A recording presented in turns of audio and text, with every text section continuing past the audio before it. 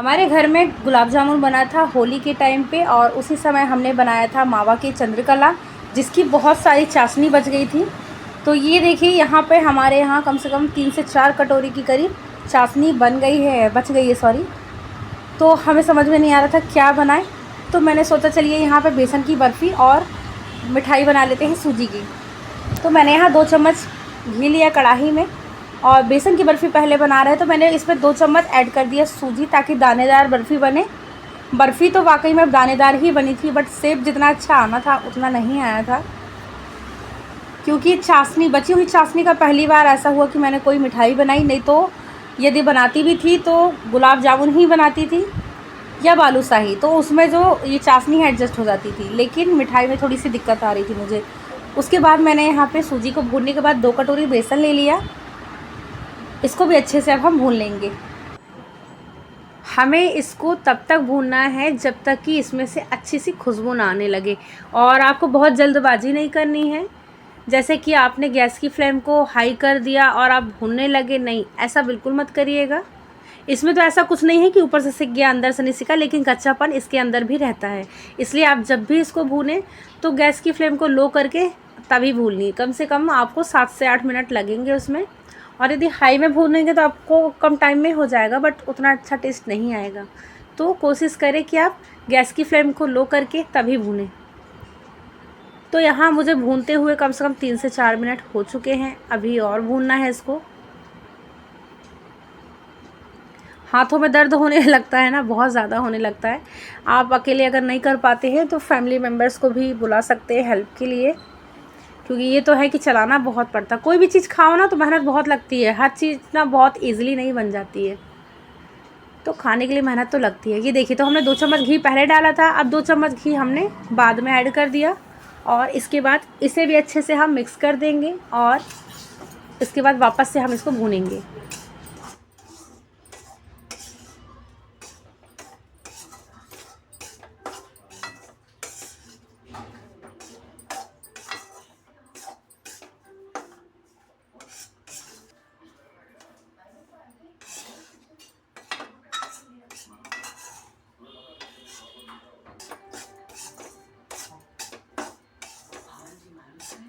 तो यहाँ पर अब हम क्या करेंगे, जिसमें हमें ये मिठाई जमानी है उसे भी हम अच्छे से ग्रीस कर लेंगे। तो मैंने यहाँ घी से इसे ग्रीस कर लिया है, और इसको हम ठंडा होने के लिए रख दिए थे, तो ये ठंडा हो चुका है। अब इस पर हम डाल देंगे चाशनी। चाशनी को मैंने हल्का गुनगुना किया था, अब ठंडा करके मैं चाशनी इसलिए मिक्स कर रही हूँ ताकि इसमें लम्स न पड़ जाए, बस इसलिए। पहले आप क्या करिए, ठंडा कर लीजिए, फिर उस पर चाशनी मिला करके इस तरीके से मिक्स कर लें। जब अच्छे से पूरा मिल जाए, लम्स हट जाएं इसके, तभी आप गैस पर चढ़ाइएगा, या फिर गैस में भी आप कर सकते हैं, लेकिन गैस में आपको बहुत जल्दी जल्दी चलाना पड़ता है। तो आपका हाथ तो ऑलरेडी यहाँ पे दर्द हो चुका है, क्योंकि इतना ज़्यादा आपने चलाया है, इसलिए मैं आपको बहुत इजी तरीका बता रही हूँ कि आप ऐसा कीजिए। बस दुख इस चीज़ का लगा कि जिस तरीके से मिठाई बननी चाहिए वैसी नहीं बनी। हाँ, टेस्ट अगर कहेंगे तो टेस्ट तो बहुत नंबर 1 टेस्ट है। शेप में ना जाए तो आप टेस्ट यदि देखेंगे ना, तो टेस्ट वाकई में बहुत अच्छा था। तो ये देखिए, अब हमने यहाँ पे गैस की फ्लेम को यहाँ पर हाई करके, और लगातार हम इसको चम्मच से चलाते रहेंगे। यहाँ पर जो हमारा बैटर है धीरे धीरे थिक होने लगा है, और जमाने के लिए ये जो कंसिस्टेंसी दिख रही है परफेक्ट है, बट थोड़ा सा और चला लेंगे ताकि ये लूज़ ना रहे मिठाई। वैसे हम बहुत कड़ी वाली मिठाई नहीं बना रहे हैं, ये भी हम बता दें आपको। बहुत कड़ी वाली मिठाई जो बनती है वो नहीं बना रहे हैं, मिठाई हम सॉफ्ट ही बना रहे हैं। बट सॉफ्ट मिठाई में भी ना थोड़ी सी दिक्कत मेरे यहाँ ये हो गई, जब मैंने इसको जमाने के बाद मैंने क्या, फ्रिज से आधे घंटे के बाद ही निकाल दिया, और ये शेप नहीं बन पाया इसका। तो मेरी जो बेसन की बर्फ़ी है ना, यदि देखा जाए तो बिल्कुल परफेक्ट बनी थी। अगर मैं उसको 1 घंटा और रख देती फ्रिज के अंदर तो बहुत अच्छे से ये जम जाती, लेकिन मैं इसको जमने का मौका ही नहीं दी। तो यहाँ पर अब हम क्या करेंगे, टिन में ट्रांसफ़र कर लिए हैं पूरे मिश्रण को। उसके बाद हम चम्मच से भी इसको अच्छे से यहाँ निकाल लेंगे। और ये देखिए, इसको मैं टिन को पकड़ रही हूँ तो ये गर्म है, इसलिए मैंने इसको संसी से पकड़ करके इसको टैप टैप किया है ताकि अच्छे से सेट हो जाए। अब इसके ऊपर हम डाल देंगे ड्राई फ्रूट्स। तो मैंने यहाँ कटे हुए काजू डाल दिए हैं। आपको जो भी ड्राई फ्रूट्स पसंद हो, आप अपनी पसंद के ड्राई फ्रूट्स इस पर डाल सकते हैं और इसको हम जमने के लिए फ्रिज में रख दिए हैं। तो रखना आपको 1 से 1.5 घंटे के लिए है, बट मैंने बहुत जल्दी निकाल लिया था इसलिए मेरी मिठाई का शेप नहीं बन पाया। अब हम बनाने वाले हैं सूजी की मिठाई। लेकिन अब मैं आपको बता दूं, मैं सूजी की मिठाई बनाने की कोशिश कर रही थी लेकिन पता नहीं क्या बन गया है, तो आप लोग खुद ही देख लीजिएगा।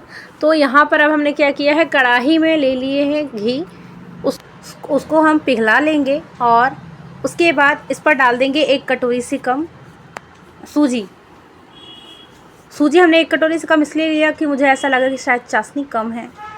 ऐसा मैंने हर बार गलती की, लेकिन चाशनी एक बार भी कम नहीं पड़ी, चाशनी बहुत ज़्यादा थी। फिर सूजी को भी हम अच्छे से भून लेंगे। इसे भी आप लो टू मीडियम फ्लेम में ही भूनें, हाई फ्लेम में मत भूनिएगा। कोई भी चीज़ यदि आप भूनते हैं तो उसे लो टू मीडियम फ्लेम में ही भूनें।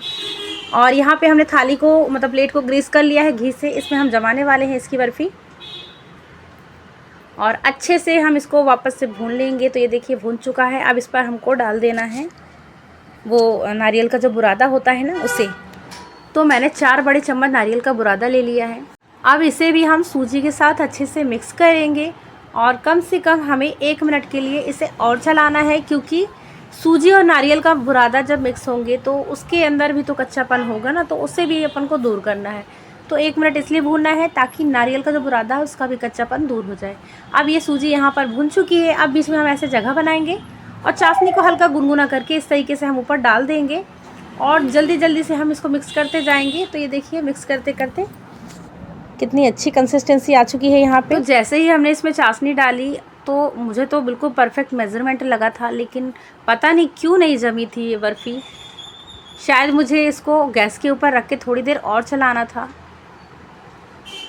तो ये देखिए देखने में तो बिल्कुल ठीक लग रहा है कि यदि मैं इसको सेट करना चाहूँ तो सेट हो जाएगी, लेकिन नहीं हुई। पहले से पता होता तो मैं इसके लड्डू ही बना लेती, लेकिन मुझे लास्ट टाइम पे लड्डू ही बनाने पड़े, वो भी ऐसे कि पूरे फैल चुके थे। लेकिन हाँ, टेस्ट तो बहुत अच्छा था। टेस्ट के लिए तो मैं नहीं कहूँगी, टेस्ट में कमी बिल्कुल भी नहीं थी। तो ये देखिए अब मैंने इसको चम्मच से चारों तरफ से मिला दिया है, मतलब मिक्स कर दिया है। चारों तरफ जो लग गया उसको भी आप हटा के निकाल लें बीच में। पता नहीं गड़बड़ कैसे हो गई यहाँ पर, जबकि मैंने मिठाइयाँ कई बार बनाई है, ये वाली सूजी की और बेसन की मेरी बहुत अच्छी बनती है। तो उस पर मैं क्या करती थी, मैं अंदाज़ा मुझे मालूम है हर चीज़ का कि मुझे 1 कटोरी बेसन में कितनी चीनी लेनी है, कितना पानी लेना है, कैसी उसकी चाशनी बनानी है। बट यहाँ पे ऑलरेडी चाशनी बची हुई थी, समझ में नहीं आ रहा था, जबकि मैंने कटोरियों से नापा भी था, 4 कटोरी चाशनी थी। उसके बाद भी समझ में नहीं आया कहाँ गड़बड़ हो गई है।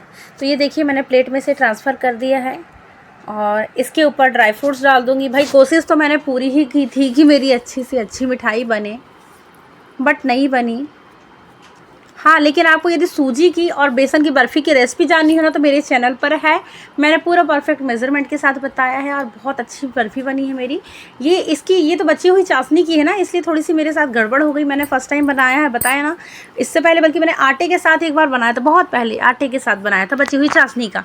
बाकी तो मैं गुलाब जामुन बालूशाही भी बनाती हूँ। तो ये देखिए यहाँ पे सारी की सारी बर्फ़ियाँ बन चुकी हैं और इसका तो देखिए कलर भी बहुत अच्छा है। ये देखिए हम यहाँ पे आपको काट के दिखा रहे हैं, तो कट तो बहुत अच्छे से जा रहा है, बहुत ही ईजिली, क्योंकि बहुत ही सॉफ्ट बनी है ये बर्फ़ी।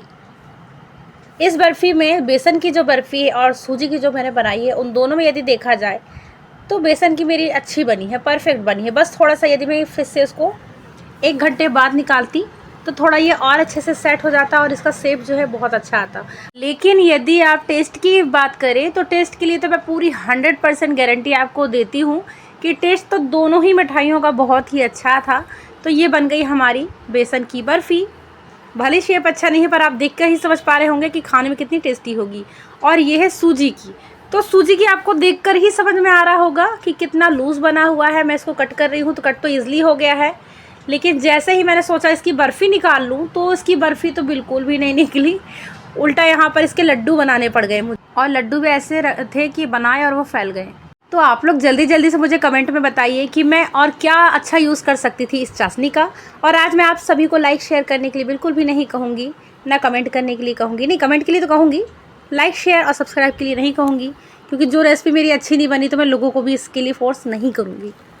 मुझे तो नहीं पसंद आई मुझे आज की रेसिपी अपनी। आप लोगों को पसंद आई कि नहीं, कमेंट में ज़रूर बताएँ।